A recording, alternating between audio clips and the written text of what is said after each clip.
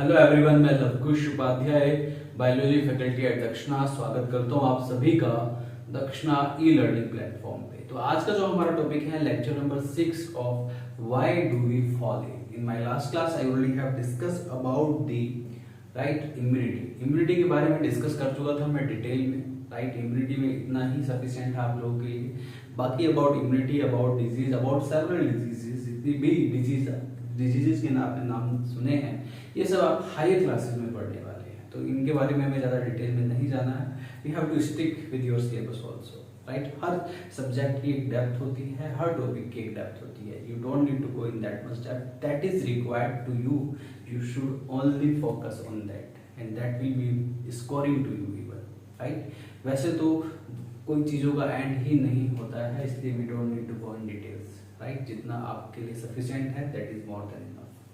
इसके बाद मैं बात कर रहा हूँ another topic that is means of spread. मैंने डिजीजेस के बारे में बताया, मैंने इम्यूनिटी के बारे में बताया। तो जो अगला हमारा जो टॉपिक है वो है मीन्स ऑफ स्प्रेड, यानी कि ये जो बीमारियां हैं ये किस तरीके से फैलती हैं। कम्युनिकेबल डिजीज में आपको बता चुका था, वो बीमारियां जो है एक पर्सन से, एक इन्फेक्टेड पर्सन से एक हेल्दी पर्सन में आसानी से स्प्रेड हो जाती है। हालांकि इस मीन्स ऑफ स्प्रेड में आपको कुछ डिजीज के बारे में मैं ऑलरेडी डिस्कस कर चुका था, उसमें भी डिटेल में बता चुका था, लेकिन यहाँ पे भी मुझे एक अलग से अगर मैं इसको आपको समझाता हूँ that will be beneficial to you, तो इसको आपको समझने की बहुत ही ज़रूरत है। तो यहाँ पे मीन्स ऑफ स्प्रेड यानी कि बीमारियाँ किस तरीके से फैलती हैं। राइट, तो देखते हैं मीन्स ऑफ स्प्रेड। देखिए, बीमारियों के स्प्रेड होने के बहुत सारे तरीके हैं। मेनली जो डिजीज स्प्रेड होती हैं वो कम्युनिकेबल डिजीज होती हैं, यानी कि जो ट्रांसमिट हो सकती है एक इन्फेक्टेड पर्सन से एक हेल्दी इंडिविजुअल में। उसके ट्रांसमिशन के तरीके सभी के अलग अलग होते हैं। तो यहाँ पे कुछ जो बीमारियों के ट्रांसमिशन के तरीके हैं, क्योंकि इन तरीकों के बारे में अगर आप जानते हैं तो आप अपने आप को आसानी से प्रोटेक्ट कर सकते हैं, इन बीमारियों से जो है अपने आप को प्रोटेक्ट कर सकते हैं आसानी से। राइट, तो जो कि बहुत जरूरी हो जाता है आप लोगों के लिए, आपकी हेल्थ के लिए। राइट, तो सबसे पहले जो हमारा मेथड है वो है मीन्स ऑफ स्प्रेड में सबसे फर्स्ट जो है हमारा वो है direct method, that is direct method. Direct method का मतलब क्या है कि अगर आप किसी पर्टिकुलर पर्सन के डायरेक्ट कांटेक्ट में आते हैं तो डायरेक्ट कांटेक्ट की वजह से आपको बीमारी हो जाती है। राइट, कांटेक्ट में आने की वजह से आपको बीमारी हो जाती है। जैसे चिकन पॉक्स है, स्मॉल पॉक्स है, वो सिर्फ कांटेक्ट में आने से ही हो जाती है, हाईली कॉन्टेजियस होती है। ऐसी बीमारियों को आप कॉन्टेजियस डिजीज भी कहते हैं। तो ये डिजीज जो है spread by direct contact, spread by direct contact. ये डायरेक्ट कॉन्टैक्ट से फैलती है, ये बात आपको याद रखनी है। इसके कुछ एग्जांपल्स मैं आपको बता दूं। एग्जांपल में आता है स्मॉल पॉक्स, चिकन पॉक्स जैसी बीमारियां डायरेक्ट कॉन्टैक्ट से फैलती है। राइट, ऐसे ही एक होता है सेकंड इज फोमाइट।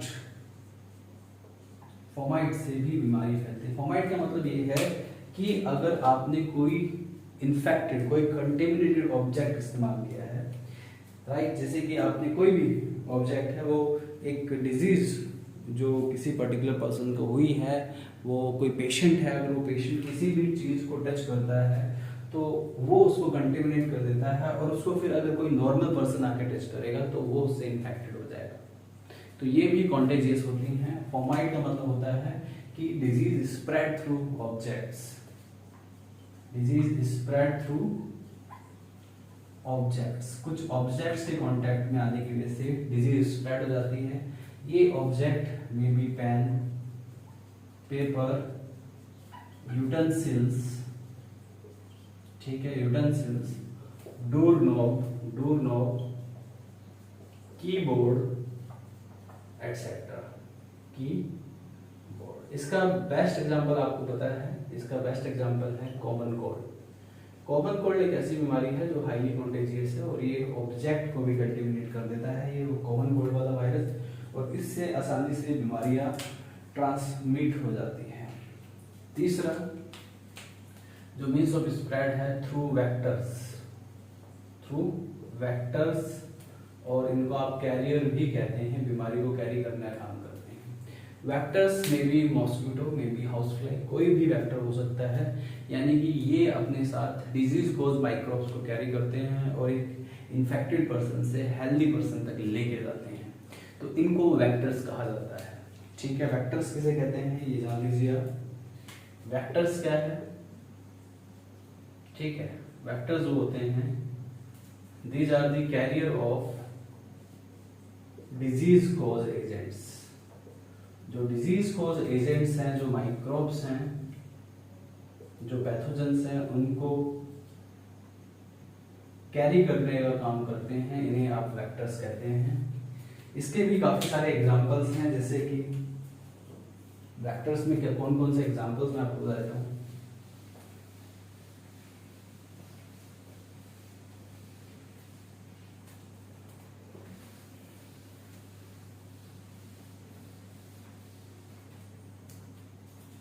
वेक्टर्स से कुछ एग्जांपल्स मैं आपको बता देता हूँ, जैसे कि यहाँ पे मॉस्किटो है।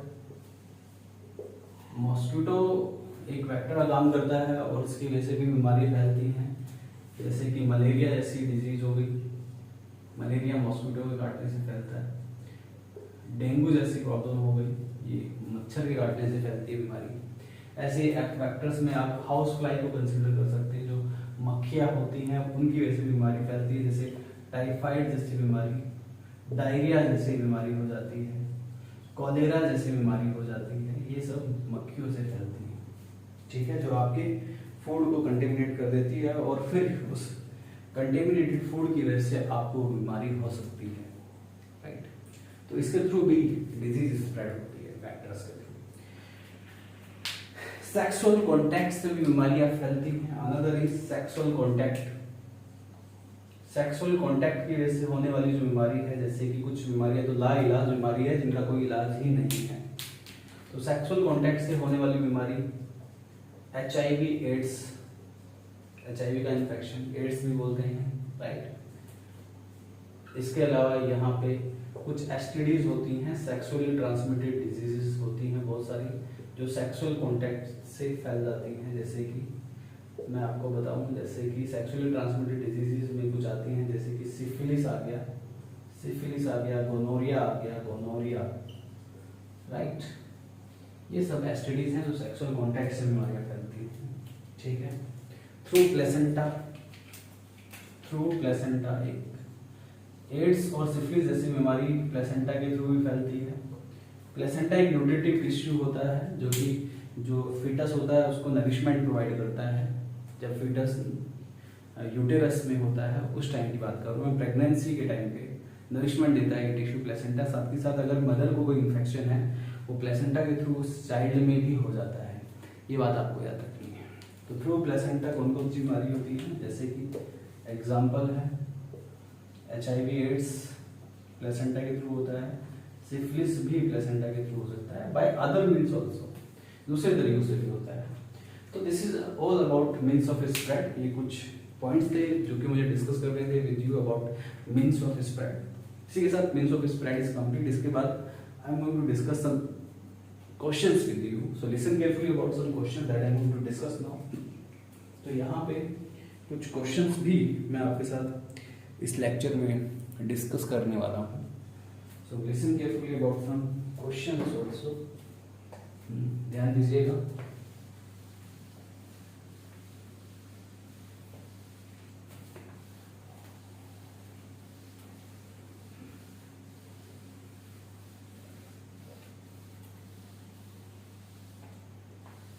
देखिए, तो यहाँ कुछ क्वेश्चन हैं जो कि मैं डिस्कस करने जा रहा हूँ विद यू, राइट। जैसे कि यहाँ पे एक क्वेश्चन है, मैं आपको बताऊँ, एड्स इज कॉज्ड बाय। जो यहाँ पे क्वेश्चन है, एड्स इज कॉज्ड बाय। देखिए, एड्स एक वायरल डिजीज है। एड्स की फुल फॉर्म मैं आज लिख देता हूँ। एड्स की फुल फॉर्म क्या होती है? एड्स की फुल फॉर्म होती है एक्वायर्ड इम्यूनो डेफिशिएंसी सिंड्रोम। ये एड्स की फुल फॉर्म है। यानी कि इसमें आपकी जो एक्वायर्ड इम्यूनिटी होती है उसकी डिफिशियंसी हो जाती है। एक्वायर्ड इम्यूनिटी में पढ़ा चुका हूँ आपको। तो उस इम्यूनिटी में कमी की आने की वजह से आपकी बॉडी जो है आप वो बीमारियों से प्रोटेक्ट नहीं हो पाती है, और अगर वो बीमारियों से प्रोटेक्ट नहीं हो पाती है तो इट मीन्स आपको एड्स हो गया है, and this is caused by A virus.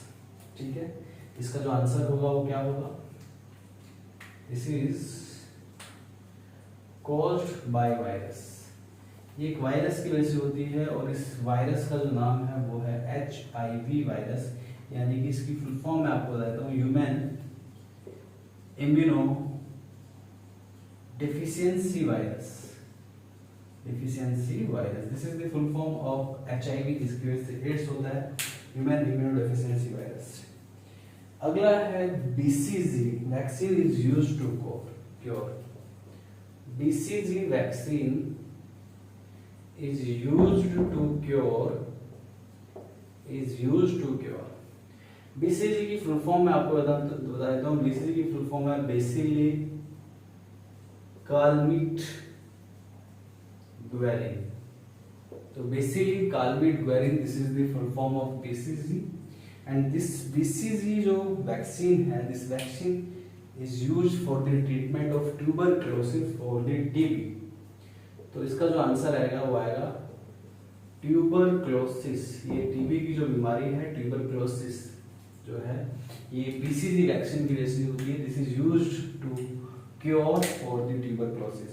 तो ट्यूबरक्लोसिस को क्योर करने के लिए आप BCG वैक्सीन का इस्तेमाल करते हैं। BCG वैक्सीन की हेल्प से आप जो है ट्यूबरक्लोसिस को क्योर कर सकते हैं, ट्रीट कर सकते हैं। अगला जो है नेक्स्ट क्वेश्चन क्या है हमारा?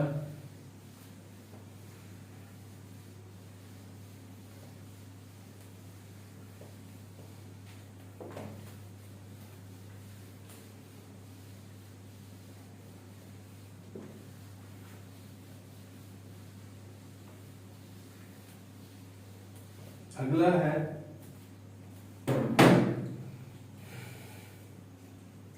Ads is mainly caused by. AIDS कैसे कैसे फैलता है ये आपको जानना है। Next question is AIDS is mainly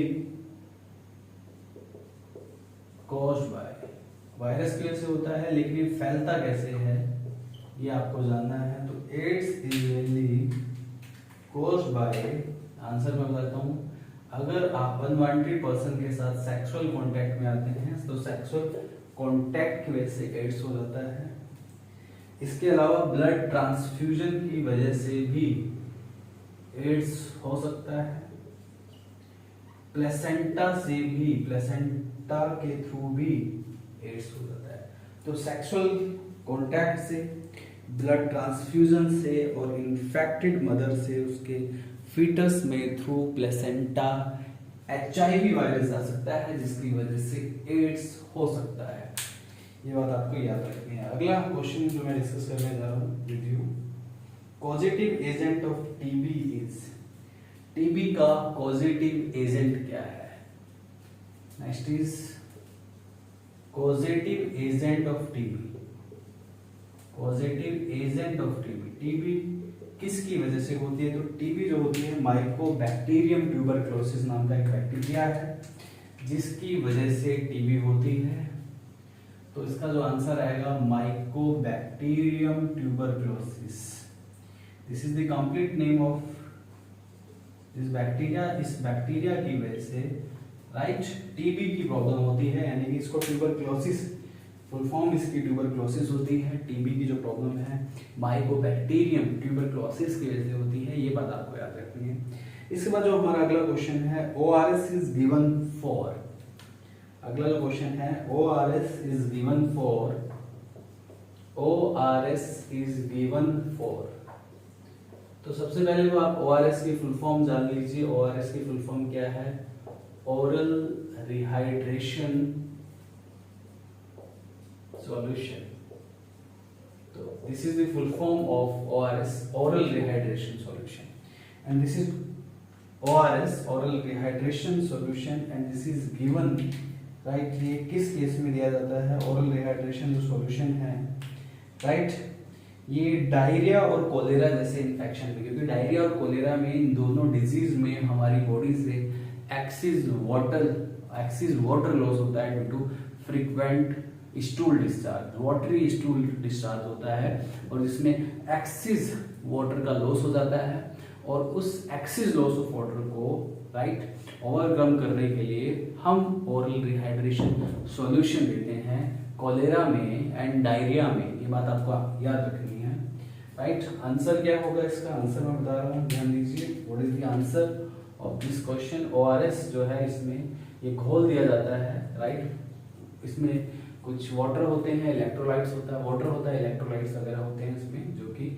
body की से एक्सेस वाटर लॉस को रोकने का काम करते हैं।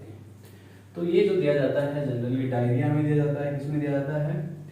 डायरिया में दिया जाता है, एंड कोलेरा जैसे इन्फेक्शन में भी ORS यानी कि ओरल रिहाइड्रेशन सॉल्यूशन दिया जाता है, ठीक है।